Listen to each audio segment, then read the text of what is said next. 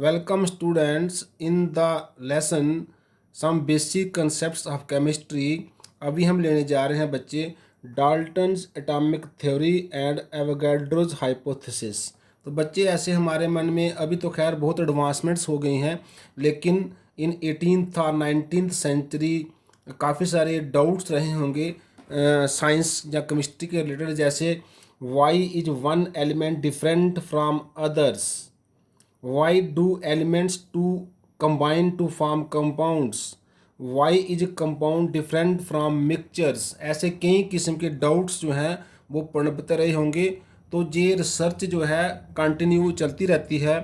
For this to look in structure of matter is essential. हमें ये सारा समझने के लिए कि एलिमेंट क्यों कंबाइन करते हैं, एटम क्या होता है, कंपाउंड क्यों बनते हैं, मिक्सचर कंपाउंड डिफरेंट क्यों होता है, इसके लिए हमें मैटर के स्ट्रक्चर को समझना जो है वो ज़रूरी था। तो समय समय पर अलग अलग साइंटिस्ट ने इसके बारे में जानने की कोशिश की है। उनमें से सबसे जो बेस्ट हमें 1808 के अराउंड दिया था इस डाल्टन नाम के साइंटिस्ट ने, वो क्या था, a real good picture of matter which could answer the above questions. के मैटर कंबाइन क्यों होते हैं, एलिमेंट कंपाउंड कैसे बनते हैं, उसको वो सबसे बेस्ट क्या था, a real good picture of matter which could answer the above question as well as could explain the laws of chemical combination was put forth by John Dalton, जो एक इंग्लिश स्कूल के teacher रहे हैं 1808 के around. और इसी के नाम पर उस थ्योरी का नाम दे दिया गया है डाल्टन्स एटॉमिक थ्योरी, जिसका आपने लोअर क्लासेस में भी जिक्र जरूर सुना होगा। Let us discuss main points of Dalton's atomic theory.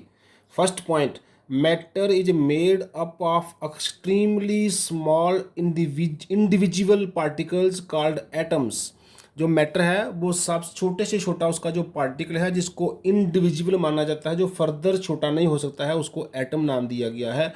Atoms of the same elements are identical in all respect. जैसे उनका साइज, शेप, मास सेम होता है। जैसे हाइड्रोजन आप वाटर में से ले लो या हाइड्रोकार्बन में से ले लो, उसका साइज, शेप, मास सेम होगा। Masses of different elements have different masses, atoms आप कह सकते हैं।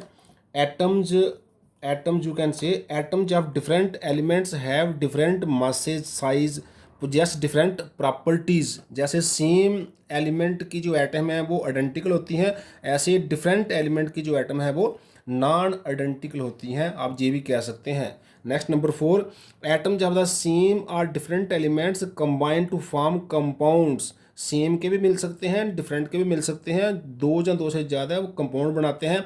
आजकल खैर इसको हम मॉलिक्यूल का नाम देते हैं। जैसे O2 मॉलिक्यूल है, H2O वाटर का मॉलिक्यूल है। Next, when atoms combine with one another to form compound they do so in simple whole number ratio. जैसे 1:1, 1:2, 2:1, 2:3 एट्सेट्रा। ऐसे ही atoms of the two elements may combine in different ratios to form more than one compound। जैसे CO की बात करो तो CO से CO भी बन सकता है, CO से CO2 भी बन सकता है। तो कार्बन और ऑक्सीजन दो कंपाउंड बना रहे हैं, कार्बन मोनोऑक्साइड, कार्बन डाइऑक्साइड। ऐसे ही बाकी वाले एलिमेंट भी दो या दो से ज़्यादा कंपाउंड बना सकते हैं, तो नेचुरली उनकी रेशियो भी वहाँ पर डिफरेंट होगी। Atoms is the smallest particle which can take part in chemical reaction। Atom वो पार्टिकल है जो केमिकल रिएक्शन में टेक पार्ट करता है। And the last one, an atom can neither be created nor be destroyed. तो ये वाली 1808 की बात है जब ये वाला थ्योरी प्रपोज की गई थी, एटॉमिक थ्योरी। लेकिन आजकल आप जानते हैं इसमें काफ़ी एडवांसमेंट हो गई हैं, जो हम आगे चल के उनको भी साथ साथ डिस्कस करने वाले हैं। तो हम कुछ लिमिटेशन ले लेते हैं डाल्टन एटॉमिक थ्योरी का। जैसे लिमिटेशंस क्या हैं, ड्रॉबैक्स क्या हैं। It could explain the laws of chemical combination by mass but fails to explain the laws of gaseous volume. जो फिफ्थ वाला लॉ था, गैल-लुसाक्स लॉ, उसको जो एक्सप्लेन नहीं कर पाता है सही तरीके से। It could not explain why atoms of different elements have different sizes, masses, valencies etcetera. इसका भी एक्सप्लेनेशन इसमें हमें नहीं मिलता है। What is the nature of the binding forces between combining atom, जब एटम कंबाइन करते हैं तो उसमें से कौन सी फोर्स उसको बाइंड करती है, उसका भी इसमें कोई जिक्र नहीं है।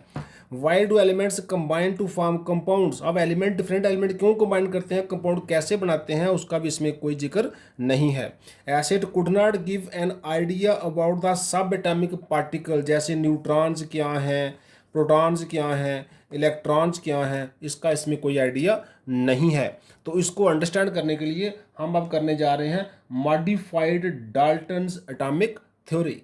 तो मॉडिफाइड डाल्टन एटॉमिक थ्योरी क्या कहती है, atom is no longer considered to be individual. अब एटम को इंडिविजुअल नहीं माना जाता, क्योंकि जैसा कि हम जानते हैं एटम के भी सब पार्ट्स होते हैं जिनको बोलते हैं सब एटॉमिक पार्टिकल, जैसे इलेक्ट्रॉन, प्रोटॉन, न्यूट्रॉन की जब बात करें तो वो एटम जो है उसमें डिविजिबल हो जाती है। ऐसे ही एटम जब the same element may have different atomic masses, जैसे कार्बन है उसका 12 मास होता है, कार्बन का 14 मास होता है, जिसको हम बोलते हैं आइसोटोप्स। तो सेम एटम के डिफरेंट मासेस हो सकते हैं। ऐसे ही एटम जब the different elements may have same atomic masses, जैसे कार्बन का भी 14 मास होता है, नाइट्रोजन का भी 14 मास होता है, इनको बोलते हैं आइसोबार्स। तो सेम एलिमेंट के डिफरेंट मास हो सकते हैं, डिफरेंट एलिमेंट के सेम मास हो सकते हैं। ऐसे ही the ratio in which different elements combine may be fixed and integral but may not always be simple, जैसे हमारा सुक्रोज का फार्मूला है C12H22O11, है तो इंटीग्रल है, रेशियो क्या है 12:22:11, लेकिन इट इज़ नॉट सिंपल। ऐसे ही atom is no longer indestructible, atom को हम डिस्ट्रक्शन भी कर सकते हैं, अब पहले कहते थे नहीं कर सकते हैं। जैसे हम न्यूक्लियर रिएक्शन करवाते हैं एटॉमिक बम्स में, न्यूक्लियर रिएक्टर में जो न्यूक्लियर एनर्जी हम क्या है वो हम एटम की न्यूक्लियर फिशन या न्यूक्लियर फ्यूजन करवा सकते हैं, तो वो एटम की डिस्ट्रक्शन भी पॉसिबल है आजकल के टाइम में, और मॉडिफिकेशन चलती रहती हैं। इसमें डाल्टन एटॉमिक थ्योरी में फ़िलहाल इतना ही। अब हम आगे बढ़ते हैं। अब हम लेने जा रहे हैं बच्चे एवोगैड्रोज हाइपोथेसिस और लॉ। तो पहले हम बात करते हैं, ब्राजीलियस था a Swedish chemist, try to correlate Dalton's atomic theory and Gay Lussac's law of gases volume, जो हमने 5th लॉ पढ़ा था of laws of chemical combination, and put fourth Berzelius hypothesis. वो क्या था, under similar conditions of temperature and pressure equal volumes of all gases contain equal number of atoms. Same temperature same pressure पे अगर volume equal है different gases का, तो उनकी atom भी इक्वल होंगी। ये कहा था ब्राजीलियस हाइपोथेसिस में। अगर हम एक एग्जांपल लें, हाइड्रोजन का 1 वॉल्यूम हम जानते हैं रेक्ट करें क्लोरीन के 1 वॉल्यूम से, तो हाइड्रोजन क्लोराइड के 2 वॉल्यूम बनते हैं। अगर हम बात करें n एटम्स ऑफ हाइड्रोजन लें, n एटम्स ऑफ हम क्लोरीन के लें, तो हमारे पास 2n कंपाउंड एटम्स ऑफ बनेगी हाइड्रोजन क्लोराइड। तो अगर हम इसको 1 एटम ऑफ हाइड्रोजन क्लोराइड बनाना चाहते हैं कंपाउंड, तो हमें इसको 2 से डिवाइड करना पड़ेगा। तो 1/2 atom of hydrogen plus 1/2 atom of chlorine gives 1 compound atom of hydrogen chloride. लेकिन 1/2 एटम तो हो पॉसिबल नहीं है, ये तो अगेंस्ट द डाल्टन थ्योरी हो गया। Atom is individual as per Dalton, तो 1/2 एटम लिखना जो है वो सूटेबल नहीं है, तो इस हाइपोथेसिस को रिजेक्ट कर दिया गया। So the hypothesis of Berzelius was rejected and it was modified by the another hypothesis, that is Avogadro's hypothesis. उसकी अब हम बात करते हैं। तो उसके लिए क्या है, modified Avogadro hypothesis, under similar conditions of temperature and pressure equal volumes of all gases contain equal number of molecules. वहाँ एटम था जहाँ मॉलिक्यूल करके जो मॉडिफाई हो गया, जैसे हाइड्रोजन का 1 मॉलिक्यूल, क्लोरीन का 1 molecule 2 molecule of hydrogen chloride के बनाता है। अगर हम इसको 1/2 मॉलिक्यूल करें तो वो 1 एटम ऑफ हाइड्रोजन बन जाएगा। 1/2 मॉलिक्यूल ऑफ क्लोरीन जो है 1 एटम ऑफ क्लोरीन बन जाएगा, और 1 मॉलिक्यूल, तो 1 atom of chlorine 1 atom of hydrogen gives 1 molecule of hydrogen chloride. तो जहाँ पर ये 1 मॉलिक्यूल का 1 एटम जब 1/2 करने से बन जाएगा, इस तरह चीज़ें उस लॉ का मॉडिफिकेशन हो गया जो हमने ब्राजीलियस की बात की थी।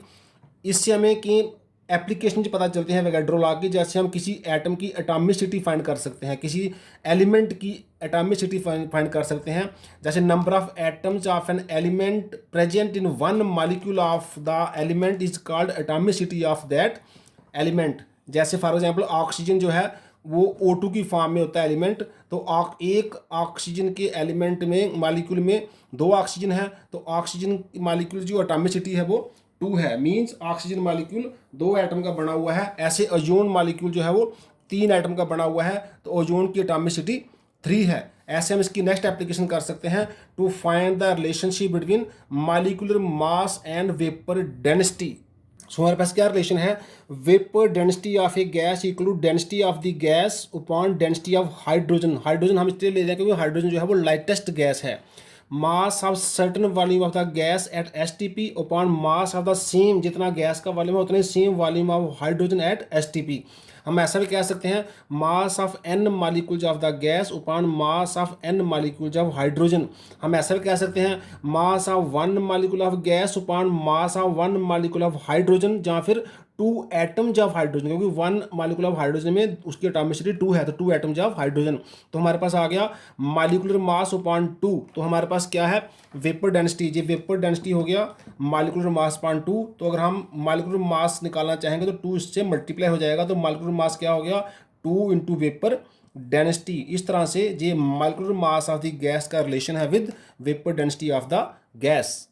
The next application is relationship between mass and volume of a gas. तो हमें अभी अभी सेकंड एप्लीकेशन में क्या पढ़ा है, molecular mass equal to 2 into vapour density of the gas. तो हम क्या करने जा रहे हैं, 2 into four vapour density mass of 1 litre of gas at STP upon mass of 1 liter of hydrogen at STP, 2 into mass of 1 liter of gas at STP और mass of hydrogen at STP 1 litre का जो calculated है वो 0.089 ग्राम आता है। वो calculation की गई है कि 1 लीटर अगर हाइड्रोजन ले एट STP तो उसका जो वेट है वो 0.089 ग्राम आता है। तो ये हो गया 2/0.089 into mass of 1 litre of the gas under consideration 22.4। इसको जब हम कैलकुलेशन करेंगे तो क्या आता है 22.4 into mass of 1 litre of the gas at STP।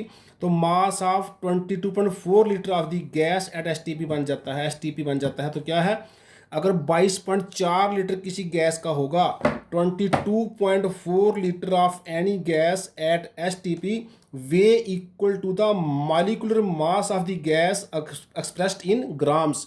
तो अगर हम 22.4 लीटर किसी गैस का लेंगे उसका वेट उतना होगा जितना उस गैस का मॉलिक्यूलर मास होगा।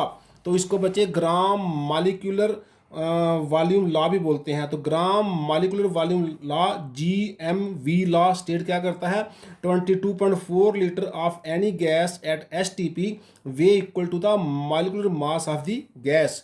तो किसी गैस का जितना मॉलिक्यूलर मास है उसका जो वॉल्यूम बनेगा वो 22.4 लीटर बनेगा, जहाँ 22,400 मिलीलीटर बनेगा at standard temperature pressure conditions. तो आज के लिए इतना ही बच्चे, थैंक्स।